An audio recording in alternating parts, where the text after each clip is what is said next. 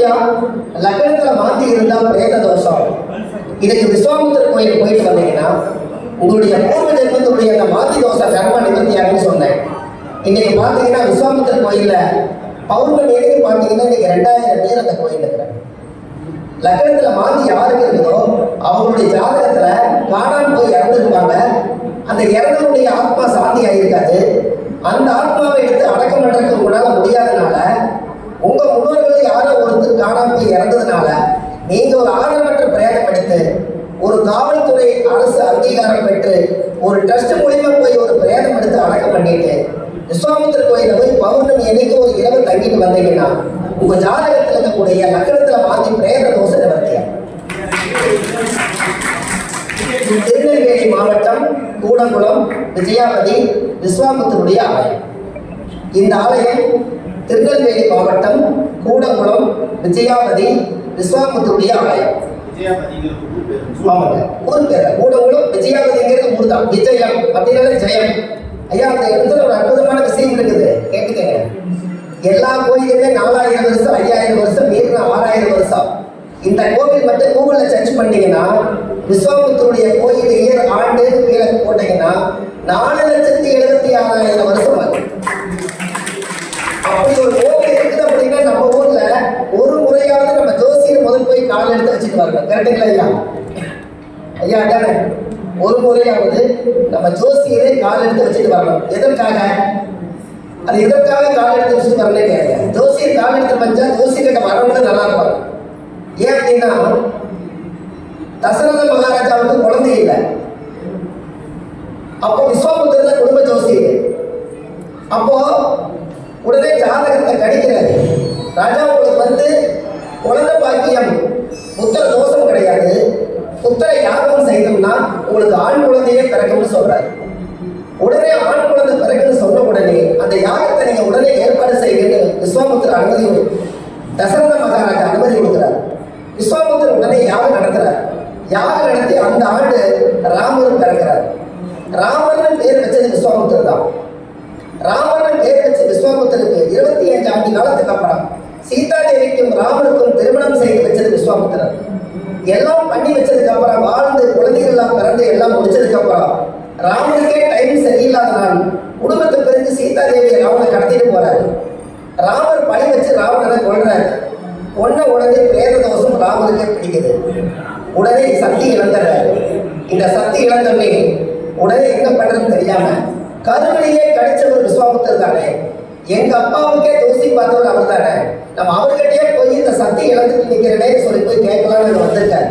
அங்க வந்த உடனே விஸ்வாமித்திரர் இது எல்லா கதையும் கேட்டுட்டு நவகலச பூஜை பண்ணி அவர் வந்து யாகம் எதற்காக நடத்திருக்கிறாருன்னா இழந்த சக்தி எல்லாம் மீண்டும் பெறணும்னு சொல்லி யாகம் நடத்திருக்காரு. அந்த யாகம் உண்மையா ஜெயிச்சதுனால அதே நவகலச பூஜை பண்ணி அந்த தீர்த்தம் எடுத்து ராமர் தலையில ஊத்துனோடனே அவருக்கு பிரேத தோஷமும் பிரம்மகத்தி தோஷமும் விஸ்வாமித்திரனால நிவர்த்தியாச்சு. எப்படிங்களா? அப்ப அந்த கோவில்ல நம்ம முன்னோர்களுக்கு திதி கொடுக்காம விட்டுட்டாலோ, தர்ப்பணம் கொடுக்கலினாலோ, கோடி கொல்லி போடுதினாலோ, அந்த காலத்துல ஒரு பழமொழி சொல்லுவாங்க, கொல்லி வைத்தோர் குடமுடைத்தோர் குளிமேட்டுக்கு மண்ணு தள்ளினோர் வாக்கரிசி கொண்டோர் இறை எடுத்தோர் மொட்டை எடுத்தோர் ஏமகாரியம் செய்யாமல் விட்டோம் இவர் அனைவருக்கும் தேட்டு. இதையெல்லாம் ஒரு நாள் செய்யறதுக்காகத்தான் ஒரு பிரேத தோஷம் இந்த குடும்பத்துக்குள்ள உருவாகுது. நல்லா யோசிச்சு பாருங்க. சூரியனுடைய மகன் சனி, சனியுடைய மகன் மாந்தினா, மாந்தி ஒரு இறப்பு காலத்துக்கு ஒரு குளிகை காலத்துல எடுக்கக்கூடாதுன்னு சொல்றதுனால குளிகை 2 வேண்டி குடிச்சவன்னு சொன்னாங்க. அப்ப அந்த குளிகை தோஷமே நம்மளுக்கு இருக்குதுன்னு சொன்னா அப்ப நல்லா யோசிச்சு பாருங்க. அந்த பிரேத தோஷம் இருக்கிறதுனால ஒரு தாயுடைய கருவறையில் இருந்து 300 நாள் மூச்சடைக்கு ஒரு அம்மா ஒரு வயிற்றுக்குள்ள ஒரு குழந்தையை வச்சு ஒரு மணி நேரம் பிரசவ வழியை தாண்டி தாண்டி தாண்டி தாண்டி ஜாதக கட்டத்துல மாந்தி எங்க இருக்குதோ அங்கேயே போய் அந்த குழந்தை பிரசவம் ஆகுதுன்னா அந்த இறப்பு தோஷத்துக்கு இந்த குழந்தை பாதிக்கப்படணுங்கிற விதி இருந்த காலத்தானே மாந்தியிலேயே பிறக்கிறாங்க லக்னம். எப்படி ஐயா புரியுதா? இல்ல அந்த வீட்டுல பிரேத தோஷம் இல்லைன்னா இன்னும் கொஞ்ச நேரம் பிரசவ வழியை பொறுத்திருந்தா அந்த மாந்தி கடந்த அந்த லக்னம் மாறி இருக்குமல்ல, அப்ப எல்லாருக்கும் பிரேத தோஷம் வராது. யாருக்கு லக்னத்துல மாந்தி இருக்கோ அவங்களுக்கு பிரேத தோஷம் வரும்.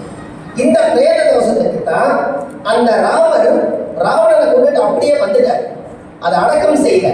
அதனால எனக்கு பிரேத தோஷம் முடிச்சு எல்லாம் நிவர்த்தியாக முடியல. அப்ப இந்த கலச பூஜை பண்ணி அந்த தீர்த்தம் எடுத்து ஊத்துறதுக்கு அப்புறம் தான் ராமருக்கு பிரம்மகத்தி தோஷம் நிவர்த்தியாச்சு. அப்ப விஸ்வாமித்திரர் போகும்போது ஒரு வார்த்தை சொல்லி அனுப்புறாரு. யாருக்கு? ராமருக்கு. என்னன்னு? ஒரு சிவன் பக்தரை தான் நீ கொண்டிருக்கிற, அதனால உனக்கு பிரம்மகத்தி தோஷம் பிரேத தோஷம் பிடிச்சிருச்சு. அப்போ அவர் அப்பேற்பட்டவர் கொண்டதுக்கே உனக்கு இவ்வளவு பெரிய பிரேத தோஷம் பிடிச்சிருக்குதுன்னா, நீ கொண்டதுனால வாழ்நாள் முழுவதும் ஒரு சிவலிங்கத்தை பிடிச்சி வச்சு நீ பூஜை பண்ணி சாமி கும்பிட்டீங்கன்னா தான் உனக்கு முழுமையான பிரம்மகத்தி தோஷம் நிவர்த்தி ஆகுன்னு விஸ்வாமித்திரர் சொன்னார். அதுக்கப்புறம் தான் ராமேஸ்வரத்தில் சீதாதேவியும் ராமனும் மணல லிங்கம் பிடிச்சு அவங்க பிரதிஷ்டை பண்ணதுனால தான் அவருக்கு சிவலிங்கத்தை பிடிச்சி பூஜை பண்றதுக்கு விஸ்வாமித்திரர் சொல்லித்தான் ராமர் சிவன் பக்தர் ஆனார். எப்படி ஐயா புரியுதா?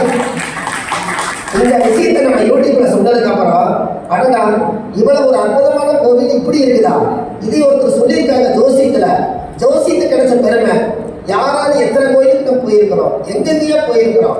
இவர் சொல்றது 4,76,000 சொல்றாங்களேன்னு சொல்லி பௌர்ணமி அன்னைக்கு நான் அங்கே போவேன். அங்கே போய் பார்த்தா கிரௌண்டே ஜாஸ்தி, எல்லாரும் சொந்த வீடு மாதிரி படுத்திருக்காங்க. எல்லாம் விஸ்வாமித்திரருக்கு பூஜை நடந்து அந்த திருநூறு பிரசாதம் வாங்கி பூசிட்டு விஸ்வாமித்திரர் ஏன் விளக்கு போட்டு சாமி பண்ணிருக்கிறாங்க. யாரை கேட்டாலும் உங்க வீடியோ பார்த்தாங்க எனக்கு வந்தோம். இல்லாட்டி இந்த வனாந்திர காட்டுக்குள்ள 2 வருஷத்துக்கு முன்னாடி 10 பேர் 20 பேர் தான் வந்துட்டு இருந்தாங்க. இன்னைக்கு உங்க வீடியோ பார்த்து இன்னைக்கு 2000 பேர் பௌர்ணமி வராங்கன்னு சொன்னாங்க. அப்படி நம்பி இந்த கோயிலுக்கு போய் அவங்க குடும்ப பலனடைக்கு நம்ம ஜோசியர் தானே காரணம். எப்படிங்கய்யா? அந்த ஒரு பெருமை நம்ம ஜோசியர் எங்க சேர்ந்தாலும் அதே. அப்ப இனிமேல் எல்லாருமே இந்த விஸ்வாமித்திரர் கோயிலுக்கு இழந்த சக்தி எல்லாம் மீண்டும் பெறணும்னா ஒரு முறை வாழ்க்கையில் அந்த கோயிலுக்கு மண்ணை மிதிச்சுட்டு வந்தீங்கன்னா இழந்த சக்தி மீண்டும் பெறலாம். இது விஸ்வாமித்திரருடைய சமாச்சாரம்.